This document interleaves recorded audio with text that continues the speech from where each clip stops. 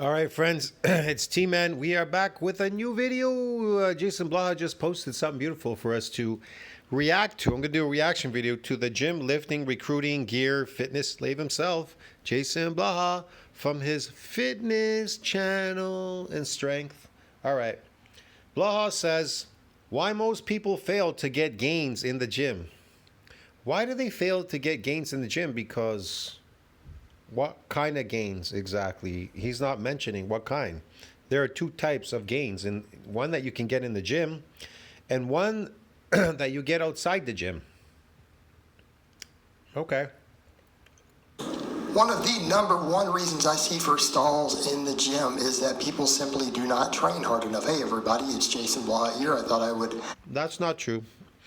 The problem with the majority of people, they don't even know what they're getting in the gym. They don't even know that there's two types of hypertrophy. There are two types of hypertrophy. Yes, people, there are two types. Unfortunate for all of you, there's two types here. I'll bring it up really quick in this one.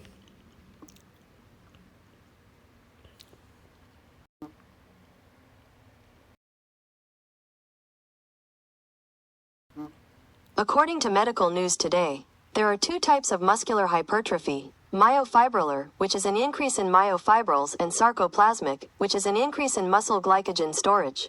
Skeletal muscles connect to the bones by tendons and are responsible for movement. Bundles of muscle fibers, known as myocytes, make up the skeletal muscles. All right, so which one is Blaha getting in the gym? He says you're building muscle in the gym. That would be glycogen storage. That's what you would be building in the gym, providing you ate enough glycogen. I mean, you know, complex carbohydrates, glycogen. Okay. That is called the pump. That's what we call that. For every gram of glycogen, 3 grams of water drawn between the skin and muscle into the muscle. Okay. So that's the one that you build in the gym. Now, which one do you build outside the gym? That's called myofibrillar growth. That's real muscle. The other one is based on glycogen storage, like it says here, sarcoplasmic hypertrophy. Yeah, man. That's a type of artificial muscle growth. Get it, dude?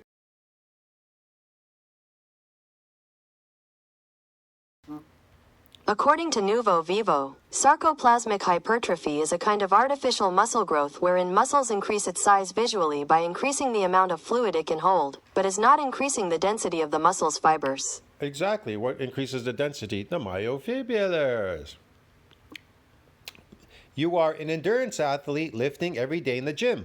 Myofibrillar growth is not based on being a fucking endurance athlete lifting 24 hours as a gym slave in the gym because you want to be what? Good at lifting weights. Get it? You want to be good at putting glycogen in your muscles so that you have more energy so you can keep being a lifting gym slave the rest of your life. Okay. Chat with you guys and gals a little bit about this today. Now, when I say hard enough, people don't always understand what I mean by that.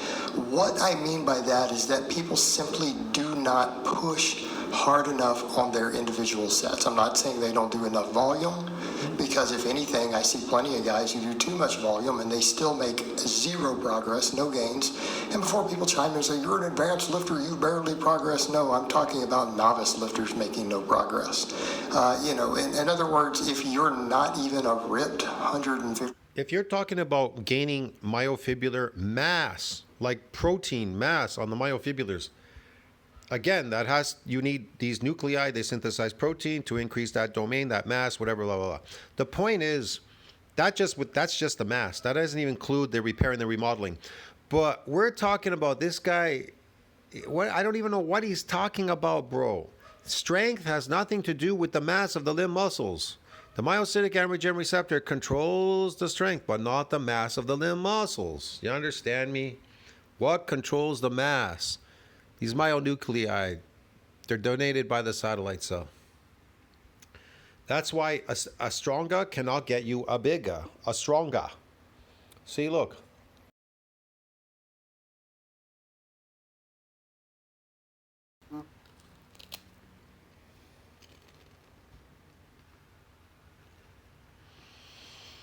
Myocytic androgen receptor controls the strength, but not the mass of the limb muscles. What controls the mass of the limb muscles?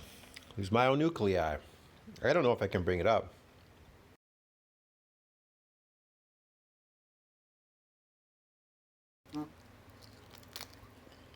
Okay.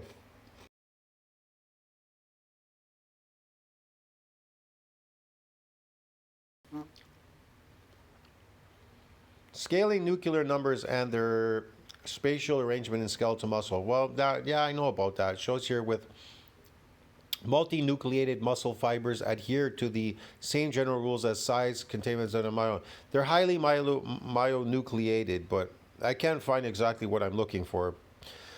Each nucleus regulates the metabolic requirements of the sarcoplasm around that for sure too. Skeletal muscles have high energy requirements. They do. So they contain many mitochondria in order to generate sufficient ATP. They do, but again, there's two types of growth. That's not the one I'm looking for. I'm looking for nuclei synthesized protein, but I don't know. Anyways, it's not showing it here. But you get the point, man. The myocytic antigen receptor controls strength, not the mass of limb muscles, okay?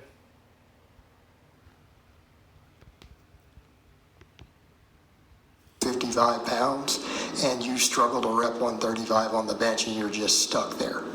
Okay, that's what we are talking about. We're not talking about advanced lifters who bench over 300 pounds and deadlift over 5 and all that. All right, so we're talking about these deadlift over 5 and all that. All right, so yeah, 300 pounds, deadlift over 5, blah blah blah blah blah blah blah. We're talking about these people who just don't make any progress. They're still stuck looking and performing like non-lifters. And if you don't build any myofibrillar growth, you'll always be slaved to lifting those weights because androgen receptors control that strength, not the mass of the limb muscles. So if you want to build the mass of the limb muscles, what do you need to do? Well, this is what you need to do if you want to build the mass of the limb muscles, okay, myofibrillar growth.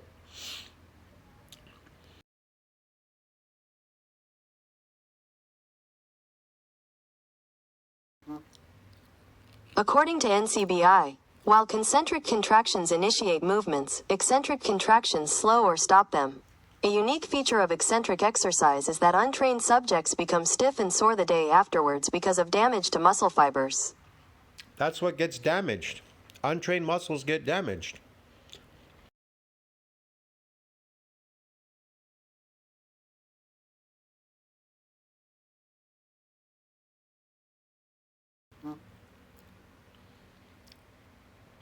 Hold on a second.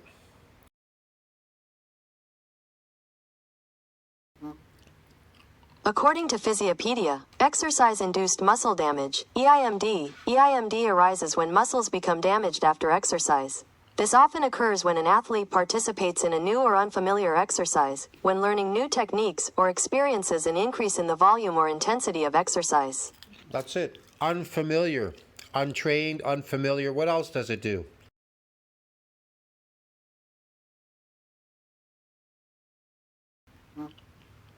According to NCBI, if a person is unaccustomed to a specific exercise or if it is of greater than normal intensity or duration, all forms of exercise can cause damage and pain.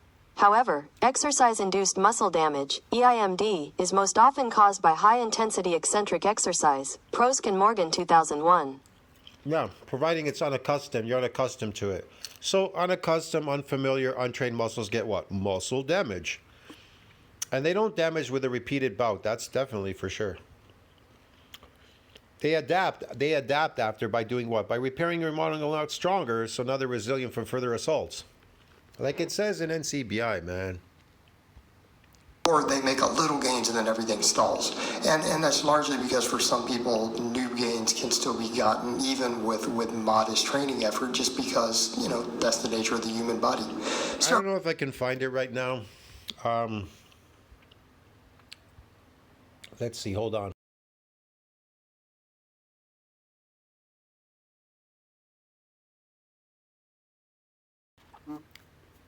According to PubMed, among the factors that may influence the damage and repair processes are calcium, lysosomes, connective tissue, free radicals, energy sources, and cytoskeletal and myofibrillar proteins. Physical conditioning results in an adaptation such that all indicators of damage are reduced following repeated bouts of exercise. That's right. Repeated bouts, no more damage. Why is that though? That's the question. Why is that? Because if you read this one here, exercise-induced muscle damage and adaptation, if you scroll way down here to the bottom, these generated fibers, so hold on a second. Stress susceptible fibers may be eliminated, undergo necrosis, and then they regenerate. So when they get damaged, they go through necrosis and they regenerate. These regenerated fibers, along with adaptations, these are the adaptations, in the connective tissue may provide greater resistance to what? Further assault. So if it provides greater resistance to further assault, that means it gets really hard to damage these muscle fibers. So are you strong enough to damage them? See what I mean? Among the factors that may influence the damage and repair process is calcium, whatever they were talking about there. And then the repeated bouts, there's no more damage. So yeah, that's usually what happens. I don't know what this one is. Damage repair adaptations in humans. This is an interesting one. I don't know. I think I went through this. Let's see here. Hold on.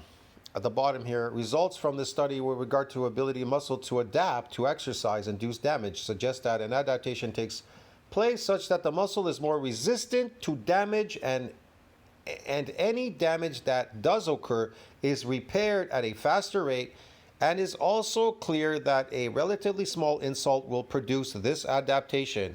Bingo. That's the adaptation process.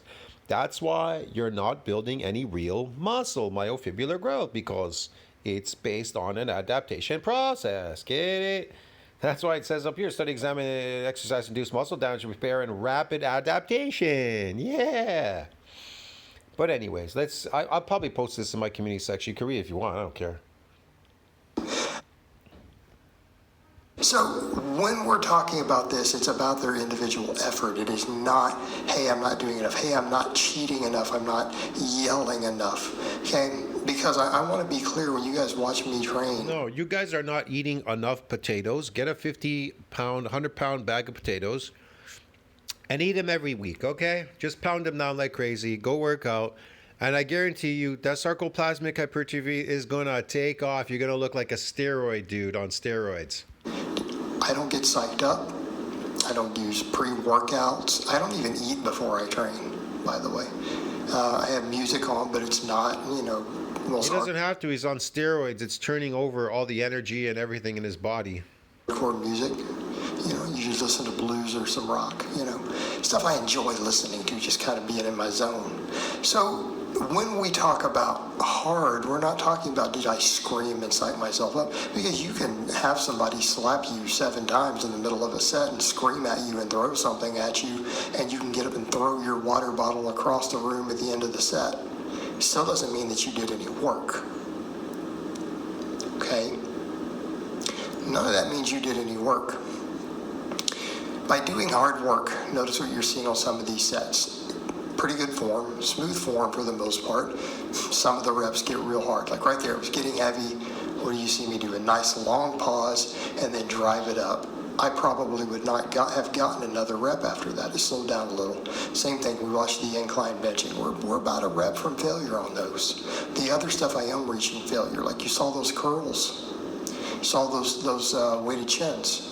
Those were failure. I couldn't do another rep. Now, notice we didn't mean you have to swing and cheat. This is what I mean by hard training. Hard training doesn't mean that you cheat and swing, because that's actually working less hard. In other words, if a set is starting to get fatiguing and then you start swinging around and cheating and bouncing, that is the exact opposite of hard work. Okay? That is the opposite of hard work. Hard work is what's going to build muscles. Yeah, sure it is. Hard work has never made anybody rich in this world. If anything, it makes you poor. We need to be clear here when we say that. That is literally doing the opposite. Why? Because you're taking the work off the muscles. When I'm bench pressing, I want my pectorals and my triceps to be doing the work. When I do a curl, I want my biceps to be doing the work. Where does he come up with this stuff? Is this based on his experience? He's just making this shit up. This isn't based on lifting experience. Come on, man. When I do a pull-up, I'm not trying to swing and cheat. Same thing with a curl. I'm not trying to do a hip extension. Will it Will it matter if you swang and cheated if your muscles are unaccustomed, untrained, and unfamiliar doing those exercises? Will it matter? You're gonna get this damage anyways, like it said, right? See what I mean? Would it really matter? If you're a smart person that knows how to train, will it fucking really matter? And even will it matter if you're getting sarcoplasmic hypertrophy, trying to build fake muscles, these phony muscles? Will it matter? No. It only matters to gym cells and gym slaves. You gotta be perfect how you're moving the exercise. I don't know. Maybe if you're in a competition with somebody, you gotta move it perfectly, but not if you're trying to damage muscles or try to build the sarcoplasm. The muscles we are training to actually get the stimulus, the tension. Okay? By training hard, it means that the muscles themselves are getting fatigued to the point where they can no longer handle. Exactly. He's a fatigue person. He is an endurance athlete. He's fatiguing to increase the sarcoplasm. Oh man, this is stupid. The workload. And if you The IMD training is not based on fatigue training. I told you already what it is. start taking the weight off of them and you're cheating, and you start bouncing reps off your chest. Stay best friends with man's best friend. Cheating, and you start bouncing reps off your chest. Okay, let's say He's wasting his time. you start doing those things. Well, that's not hard work. You just literally did the opposite. You literally took work off of the muscles because you didn't want to work hard. Do we understand the difference? You're doing a curl. When you are doing a curl, if it starts to feel a little bit heavy and you start swinging and laying back and cheating and doing all this stuff. You know, here's the funny thing. If people eat garbage, these fat people, they eat garbage all day and they get fat, right? And they just keep getting fatter and fatter, eating garbage all day. Well, people say if you get a stronger, you get a bigger. So if you lift a heavy weight, you're supposed to get bigger, right? Like Milo and the Bull and all that bullshit. So if you're lifting these heavy weights, why aren't you getting bigger? Why aren't you getting a bigger from lifting a heavy weight? You were literally not working hard. You were saying, oh, this might get too hard. My biceps might actually get some The stuff. question is this, or are you really getting fatter? You're obese. If you're all bulked up on sarcoplasmic hypertrophy, then you're obese, man. Get it? You're fat. And it's horrible for your heart. It's toxic to hold all that glycogen there. It's nasty because carnivores, we don't load glycogen in our muscles. You're loading it artificially, eating an artificial diet. Stimulus.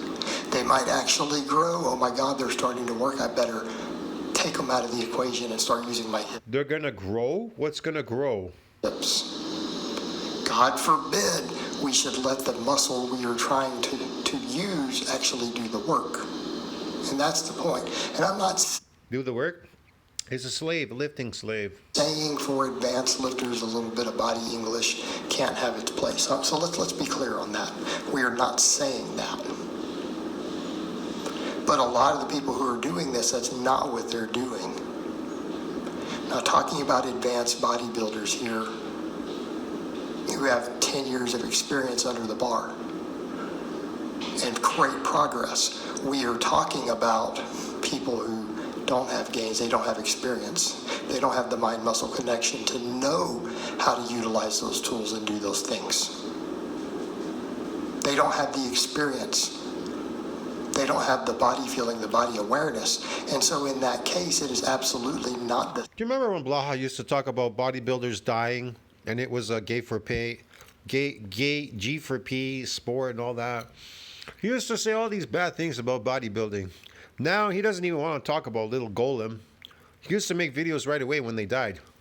If somebody died that was a bodybuilder or whatever. Where's this video on little Golem? You want to know why? Because it goes against his channel, because he wants to promote bodybuilding now. All of a sudden he got caught up in bodybuilding. Fake bodybuilding is unhealthy because they're doing drugs all day and lifting. They're lifting slaves. Same thing, they are just cheating. And just because you see an influencer doing it who uses 55-gallon drums of anabolics, Yeah, they're cheating. They're doing drugs. Yes, Blaha. who doesn't have experience, and I'm not going to name any names, there's definitely some new popular ones, they're new lifters. They don't have a lot of experience. They're flopping and cheating, and they're still getting jacked, but how much stuff are they on? If they were natural with those They're guys. not getting jacked. It's cosmetic, man. They took a drug to create a cosmetic look. It's artificial. It's fake. Have any real size, or would they be below average? Well, I'm going to go with probably below average, because they don't even know how to train. They're just flopping around. Whatever. And that's well and good if people are going to use 55-gallon drums of magical supplements. But if you're not, it's probably not going to work as well. Not saying you won't get some stimulus, but let's come back over to the point. People are not training hard. They're simply not taking their individual sets close enough to failure to create the fatigue necessary to reach all the upper threshold muscle fibers. Fatigue. You're not getting to the deeper muscle fibers, the ones that have the most growth potential. Yes, you're the most growth potential in sarcoplasmic hypertrophy. You're not getting to them, fatiguing them. You need to fatigue them so they can absorb more glycogen, so you can create more fake muscles. Yes. And when you first start out, you can get away with that to some extent because all the muscle fibers grow. Nowhere in myofibrillar training, in EIMD training, does it say that you need to fatigue muscles. It says unfamiliar, unaccustomed, untrained muscles get this damage. And then it becomes really hard to damage them with repeated bouts of unaccustomed exercises. But if you look at research and data, the longer you train, the fewer muscle fibers you have that will still grow. And when you become an advanced lifter, only those deepest fibers are going to grow. All those intermediate ones, He's just making this stuff up. okay, they stop growing. So this The is why sarcoplasm doesn't stop growing, providing you keep eating glycogen. Now, as far as damaging, yeah, they get really hard damaging muscle fibers. It's hard to damage them, if that's what he's talking about, because I don't know what the fuck he's talking about, bro. I have no clue in the world. He's all over the place. starting to hit plateaus at certain, well, they get to just a certain point that everything stops. Okay? Because they're simply not fatiguing the other muscle fibers, the deeper fibers, and those fibers get deep. Deeper muscle fibers. What damages myofibrillars? I don't really know.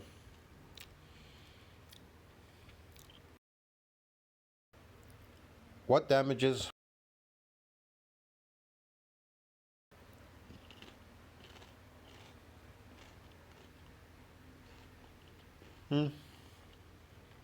Yeah, okay. They're not bringing up the other one like that one over there.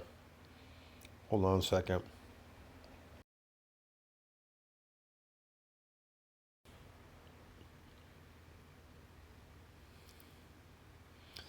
Mutations in several genes can cause myofibrillar. Oh, hold on. This is not the one. I don't know. I can't bring it up right now. Evidence for myofibrillar remodeling as opposed to whatever. I'm not going to bring it up now. Forget it. I'm just wasting time, man. Let's just finish this video. Deeper and deeper the longer you train. They're just simply not creating enough tension on them because they're stopping sets way early, or they start cheating, let form break down, they get tired, they get a pump, they quit in the middle of their sets. Whatever. Okay?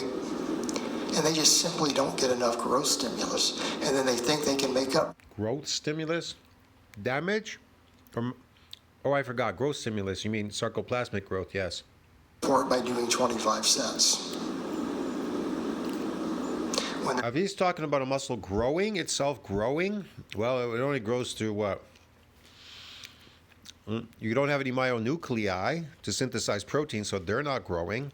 So the only growth you're getting there is sarcoplasmic. That's for sure.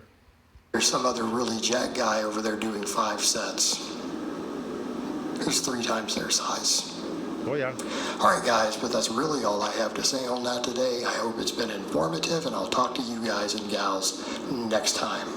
Very informative. I'll see you in the next one, friends. So what you think about that? Like, subscribe, support the channel. Yeah, informative, and I don't know what way. He's never really explanatory.